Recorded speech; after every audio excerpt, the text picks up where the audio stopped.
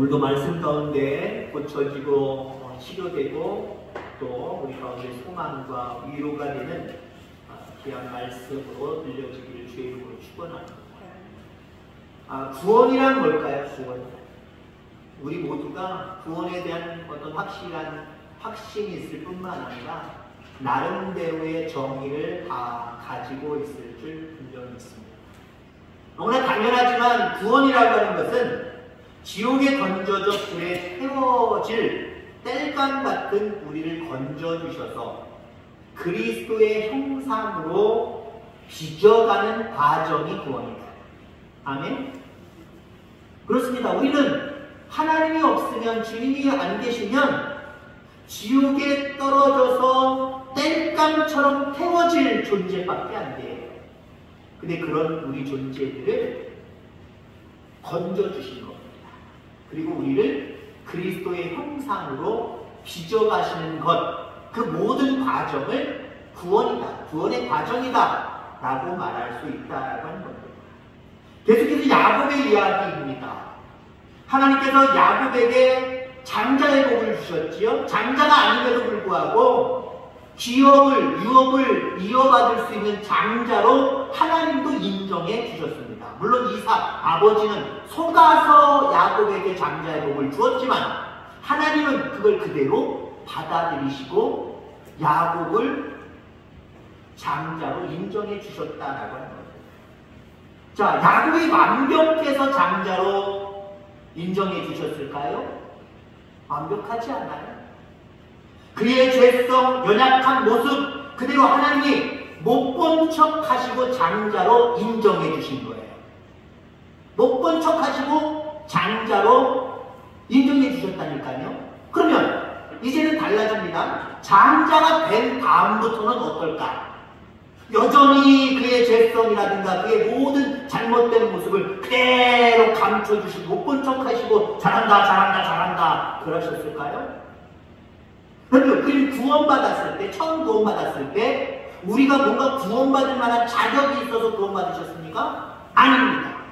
아무 구원받을 조건이 없어요. 자격이 없어요. 여전히 지옥의 땔감으로 떨어질 수밖에 없는, 그렇게 될 수밖에 없는 존재들인데 하나님이 가려주시고 우리의 죄성을 가려주시고 우리의 죄를 가려주시고 구원받은 하나님의 자녀로 봐주신 거예요. 그럼 이제 우리는 구원받은 하나님의 자녀가 되었습니다. 수십 년 동안 여러분들 민생활 하신 줄 압니다. 그러면 여전히 내가 감춰줄게, 내가 안 본 척 해줄게, 그래 잘한다 네가 있는 그대로 해라, 그렇게 말씀하실까요? 이제는 장자로서 바른 삶을 살아가도록 하나님이 그 전에 덮어놨던 죄성들을 쫙 펼치시고 그걸 하나 둘씩 다듬어 가시는 과정이 필요한 거예요. 그게 성화의 과정입니다. 성화의 과정. 우리 구원받은 걸로 만족하면 안 돼요. 성화, 구원의 완성은 성화입니다. 점점 하나님의 장자다운, 다시 말해서 하나님의 나라에 들어갈 수 있는 자격들을 만들어 가셔야 됩니다. 아니, 하나님이 그렇게 만들어 가시는데 그 만들어 가시는 과정에 아멘하고 나를 맡겨드려야 돼요. 그런 모습으로 여러분들 성장해 가기를 주의 이름으로 축원합니다. 자, 불구덩이에 거기에서 건져낸 이 야곱이라는 나무 토막을 하나님의 형상으로 빚어가는 과정을 이제 3주 동안 말씀드리려고 할 겁니다. 다시 말해서 지옥에 떨어질 수밖에 없는 나무 토막 같은 조각인 우리들을 어떻게 하나님의 장자로, 하나님의 자녀로 빚어가실까? 이 과정을 세 가지로 하는데 첫 번째, 두 번째, 세 번째를 각각 나누어서 3주 동안 말씀드리고자 합니다. 자, 먼저 첫 번째는요, 교활한 지기를 다듬으신다는 거예요. 다음 주 이야기, 그 다음 주 이야기까지 미리 말씀드릴게요. 두 번째는 미숙한 감정을 다듬어 가신다는 거예요. 그리고 집착과 편애를 다듬어 가신다는 거예요. 이걸 한 주 동안, 3주 동안 말씀드리고자 합니다. 첫 번째, 우리를 어떻게 다듬어 가시느냐? 야곱을 어떻게 다듬으셨느냐? 첫 번째는요, 교활한 기질을 다듬으신다는 거예요. 교활이라고 하는 말이 무슨 말인가 국어사전에 봤더니 몹시 간사하고 나쁜 꾀가 많음. 간사하고 꾀가 많음. 한마디로 부정적인 요소로 다뤄주고 있다는 거예요. 간사하고 꾀가 많은 것, 나쁜 꾀가 많은 것, 이거 하나님의 자녀로서 계속 가지고 있어야 될 부분일까요? 아니요, 떨궈내야 될 부분입니다. 이제 잘라내야 되고 다듬어야 될 부분입니다. 그래야 정말 하나님의 거룩한 자녀답게 살아갈 수 있기 때문에 그렇습니다. 야곱은 그래가지고 외삼촌 라반의 집에서 20년 동안 생활을 하게 됩니다. 근데 여러분들, 라반이 누굴까요? 외삼촌 라반이 누굴까요? 한마디로 표현하면요, 속이고 빼앗고 착취하는 사람이었습니다. 속이고 빼앗고 착취하는 사람. 라반은 자기 집에 온 야곱이 일을 잘하는 모습을 보고 오래 잡아두고 싶었어요. 그래서 결혼식으로 사기를 쳤습니다. 그의 둘째 딸 라헬을 야곱이 사랑하니까, 야, 라헬 너한테 줄 테니까 나 7년 동안 열심히 일해. 7년 동안 잡아놨어요. 잡아놓고 마침내 결혼식 날 어떻게 했습니까? 첫째 레아랑 바꿔치기 했잖아요. 속였잖아요. 떼를 내서, 간사한 떼를 내서 속였잖아요. 라반이 그랬습니다. 그리고 더 사랑하는 라헬을 또 위해서 7년 동안 또 속았죠? 7년 동안 또 열심히 일해서 14년 동안을 일해서 결국 라헬을 얻었습니다. 그것만입니까? 14년간 일한 야곱이 6년 동안에는 자신의 기업을 이루기 위해서 품삯을 계약하고 일을 합니다. 그때도 어떻게 했습니까? 품삯을 10번이나 변경을 했어요. 내가 이렇게 주기로 했지? 내가 언제 그랬어? 그거 아니야. 자르고 10번씩이나 속였어요. 자, 야곱이 몰래 그의 집을 나갈 때도 라반은 야곱을 잡으러 갔습니다. 왜요? 그거 다시 다 빼앗으려고. 아까워서 그거 다 빼앗아서 잡아다가 또 일 시키려고 아마 그런 욕심이겠지. 그럼 도대체 하나님은 지독하게 인색하고 교활한 라반과의 관계를 왜 20년 동안 허락하셨을까요? 정말 장자로 하나님이 선택받은 하나님의 자녀라고 한다면 야곱을 보호하셔야 되잖아요. 교활한 라반에게서 빼내서 좀 더 편하고 행복한 그런 처소에서 살아가게 만드셔야 되잖아요. 그런데 20년 동안 교활한 사람 라반에게서 이 야곱을 가둬두고 계십니다. 그냥 내버려 두고 계시다라는 겁니다. 여기서 중요한 것은요, 하나님이 라반을 역사의 축으로 생각하시고 그를 바라보셨을까요? 아니면 장자의 복으로 이제 이스라엘 민족을 이룰 야곱을 바라보셨을까요? 너 누구를 더 중요하게 여기셨을까요? 야곱을 더 중요하게 여기신 거예요. 그러니까 야곱은 하나님은 야곱 속에 있는 덮어져 있었던 모든 기질을 다 보고 계셨던 겁니다. 태중에 있을 때도 어떻게 했어요? 태중에 있을 때조차도 욕심을 부리면서 형의 뒤꿈치를 잡고 내려와 내가 먼저 나갈 거야. 이런 기질을 가지고 태어난 사람이 야곱입니다. 그렇지? 뿐만 아니라 장자권을 위해서 얻기 위해서 배고픈 형을 이용해서 내가 팥죽 한 그릇 줄 테니까 형 장자권 팔어.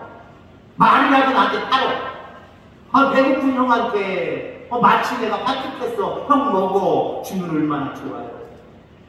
근데 교활하게 잔대를 부려서 형 그러면 말이라도 좋으니까 형 장자권 나한테 판다고 얘기해. 그럼 내가 갖고 다니 줄게. 이렇게 교활하게 야곱이 자기의 형 에서를 속였었잖아요. 아버지를 속이지 않았습니까? 아버지를 6번이나 속이고 장자의 복을 가로챘잖아요. 야곱 안에 뿌리 박혀 있던 속이는 기질, 잔꾀를 부리는 그 기질, 하나님 다 알고 계셨던 거예요. 알고 계셨지만 장자로 인정해 주실 때는 덮어주셨어요. 그 기질을 덮어주셨어요. 이런 기질이 있지만 내가 덮어줄게. 그리고 너가 장자로 인정한다. 인정해 주신 거예요.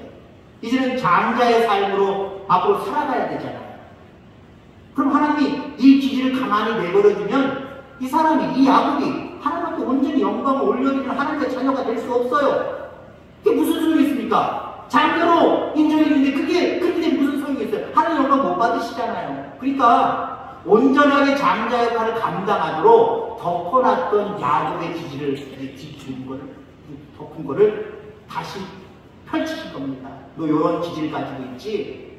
장자로 인정해 줄 때 내가 덮어놨지만 앞으로 온전한 장자로 네가 성장해 가기 위해서는 요건 내가 좀 고쳐줘야지. 고쳐줘야 되겠다. 라고 펼치신 겁니다. 이러한 야곱의 근성을 고치기에는 라반이 제격이었습니다.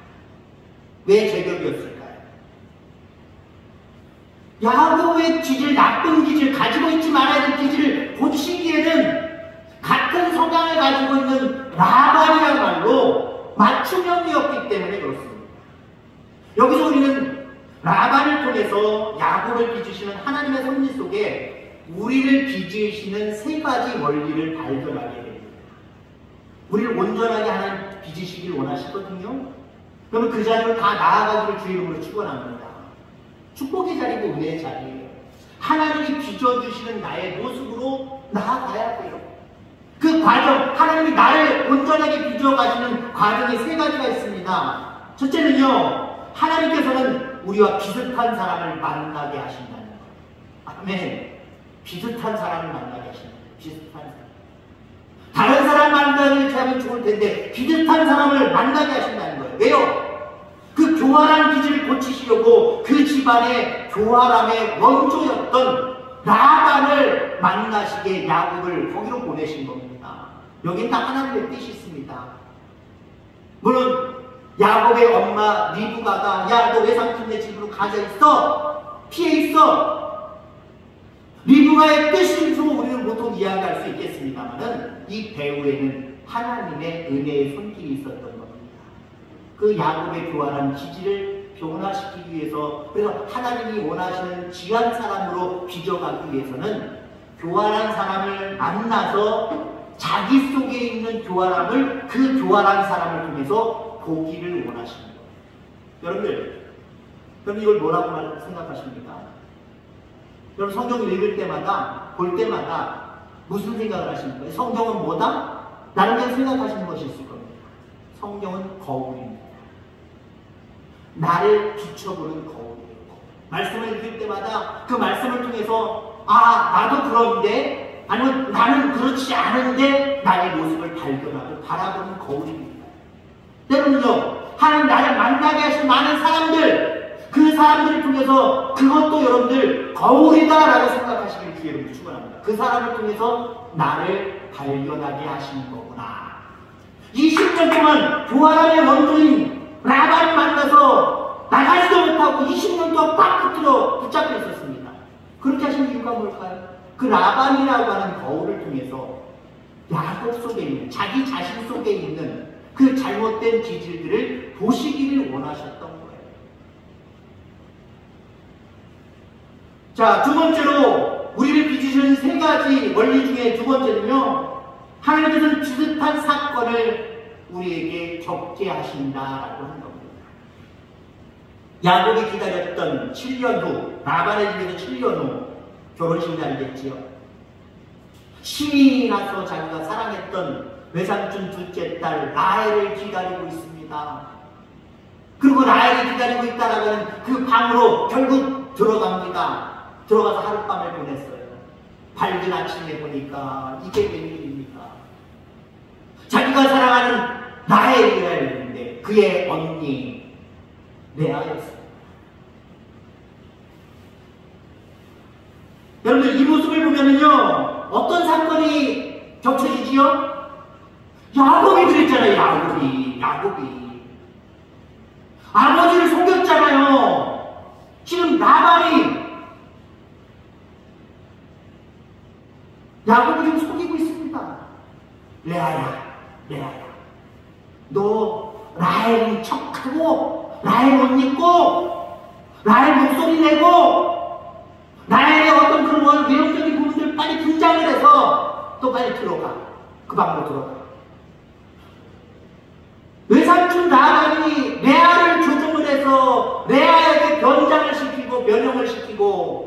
여러 가지로 꾸며서 속여서 결국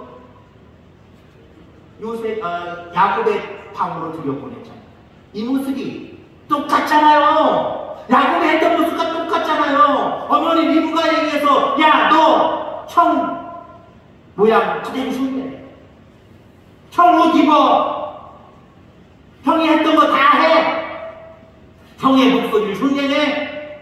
형은 털이 많은 사람이야. 야, 빨리 양 잡아서 털 같은 거 붙이고 아버지를 속이기 위해서 어떻게 했습니까?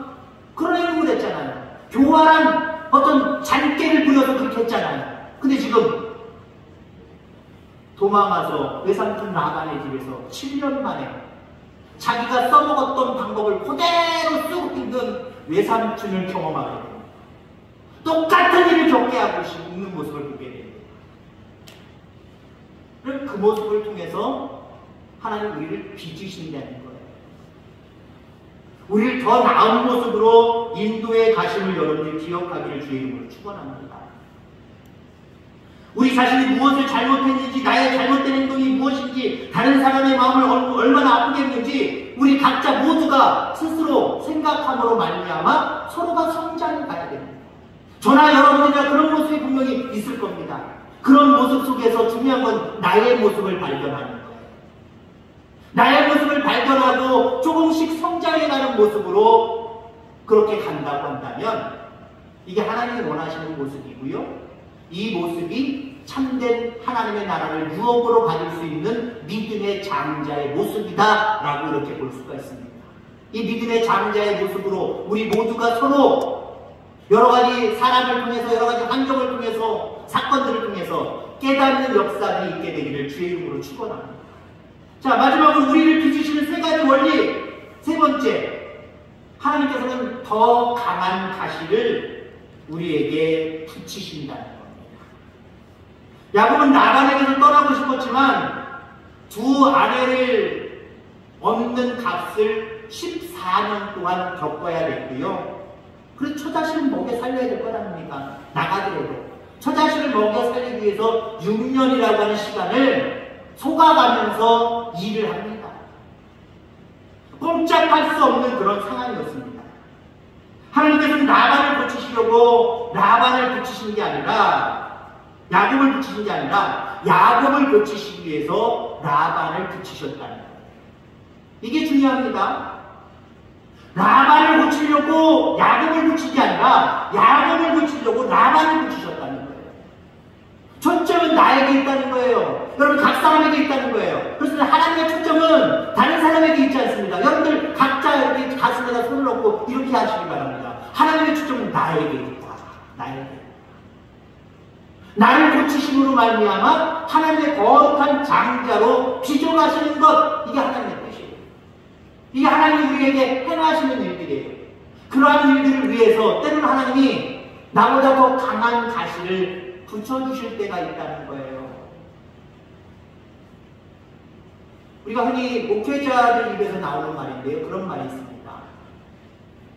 목회자를 힘들게 하는 사람이 있다고 한다면 그 사람은 가시가 아니라 하나님이 보낸 천사다. 왜요? 나를 성장하게 만드는 모습입니다. 반대로 여러분 생각하시기 바랍니다. 목회자가 여러분들의 마음을 아프게 합니까? 그럴 수도 있죠. 뭐. 저도 연약한 인간입니다. 말 실수도 할 수 있고 행동의 실수도 할 수 있고요. 자, 그런데 초점은 누구에게 있다? 나에게입니다. 이런 늘 이렇게 하셔야 됩니다. 하나님의 초점은 나에게 있다. 그 누구도 아니고 나에게 있다. 여러분 거기에 은혜가 있기를 주의 이름으로 축원합니다. 나를 변화시키고 나를 성장시키고 나에게 은혜 주시고 복을 주시기 위해서 하나님 나를 빚어가시는 과정 속에 때로는 좋은 사람들도 붙여주시지만 때로는 악한 역할을 감당하는, 악한 역할의 분담을 감당하는 사람도 붙이실 때가 있다는 거예요. 그러니까 모든 게 다 은혜입니다. 아멘. 말씀 앞에 있으면은요 모든 게 다 은혜예요. 근데 말씀 바깥으로 떨어져 나가면 모든 게 은혜의 가치를 알아볼 때가 많이 있어요. 그래서 제가 오늘 기도 제목을 드린 것이 우리 모두 하나님 말씀 앞에 있읍시다. 말씀이 우리를 고치면, 말씀이 우리를 치유하면, 말씀이 우리를 인도하고 이끌면 모든 상황들, 모든 인간관계 문제들 다 해결될 수 있어요. 고쳐줄 수 있어요. 하나님이 원하시는 모습으로 성장하고 더욱더 부흥하고 발전해 갈 수 있습니다. 중요한 건 여러분들 하나님 나에게 초점을 맞추시고 계시다라는 거예요. 야곱이 라반과의 관계 속에서 우리에게 가르쳐주는 것은요, 이 결론적으로 말씀드리면 무엇이냐? 복종입니다. 20년 동안 왜 그렇게 불행한 교활함의 원조인 라반에게 붙이셔서 그 똑같은 자기의 마음속에서 이미 행했던 일들과 같은 똑같은 상황들을 자기도 겪게 하시고 더 강한 가시를 통해서 20년 동안 나를 왜 괴롭히시나 라고 생각했지만 결국 야곱은 어떻게 했어요? 복종입니다. 그 하나님의 빚어가심에 복종했다는 거예요. 여러분 그렇습니다. 저나 여러분들이나 하나님이 빚어가기를 원하셔서 지금도 빚고 계세요. 믿으십니까? 하나님 여러분 빚어가고 계시다니까요. 몰라, 네가 알아서 커, 나도 모르겠어. 하나님 외면하시지 아니하시고 지금도 하나님의 손길은 계속해서 나를 어루만지시면서 빚어가고 계십니다. 그 빚어가는 과정이 하나님이 나를 빚어가시니까 은혜의 자리로 축복의 자리로 영원한 생명의 자리로 빚어가시니까 모든 과정이 내가 원하는 대로 좋은 것들이겠지 착각하지 마시기 바랍니다. 오늘 야곱을 빚어가신단 말이에요. 좋은 상황이에요? 20년 동안 이게 좋은 상황이에요? 좋은 상황을 별로 볼 수가 없습니다. 야곱이 20년 동안 라반의 집에서 살아가는 모습을 여러분 파노라마처럼 한번 생각해 보세요. 좋은 상황이 거의 없어요. 근데 그 상황 속에서도 야곱이 복종하니까, 순종하니까 마침내 거부가 되어서 야곱도 에서도 못 건드리잖아요. 야곱이 운다는 소리를 듣고 이놈 20년 만에 나타났는데 왼수 같은 놈 나한테 죽었어. 기르는 군사를 400명 데리고 왔지만 어떻게 됐습니까? 하나님 워낙 거부로 만들어주시고 그 야곱의 선물을 받으니까 마음에 분노도 싹 녹아서 아이고 잘났다 내 동생 그러잖아요. 하나님 만지시니까 그렇게 되더라는 거예요. 내가 만지고 내 스스로 뭔가 해결하려고 하면 되겠습니까? 안 됐을 겁니다. 하나님이 간섭해 주시니까 문제가 해결되더라는 거예요. 근데 그 문제가 해결되는 과정 속에 20년 동안 복종의 삶, 순종의 삶이 야곱에게 있었던 거예요. 여러분들 이거 깊이 생각할 수 있기를 바랍니다. 우리에게도 20년이 될지, 2달이 될지, 2년이 될지, 몇 년이 될지 모르지만 우리를 빚어가시는 과정이 있을 때가 있어요. 그 과정을 내가 원하지 않는 상황이라고 할지라도 순종하고 복종해 나아갈 때 우리는 어느덧 하나님이 원하시고 기뻐하시는 그 거룩한 사람으로 쑥 성장해 있을 거예요. 그럼 그 성장한 모습이 여러분 결국 이 땅에서 기름진 복이고 영원한 생명의 복으로 반드시 우리는 보상받을 수 있는 겁니다. 하나님 그런 하나님이시거든요. 은혜가 충만하신 하나님이거든요. 근데 이게 빚어지지 않으니까 그냥 이 땅에 조금 있는 복만 가지고 살다가 저 땅에 가면 저 하나님 나라에 가면 어떻게 될지 모르는 불안한 인생을 살아갈 수밖에 없는 거예요. 우리 그런 불안한 인생이 아니라 여기서 빚어가시는 과정 속에서 쑥 크셔서 이 땅에서도 기름진 복으로 사시고요. 영원한 생명의 나라에 대한 확신 가지고 정말 그 나라에 가서는 영생 복락을 누리는 저와 여러분들 다 되어지기를 주의 이름으로 축원합니다. 하나님 감사합니다.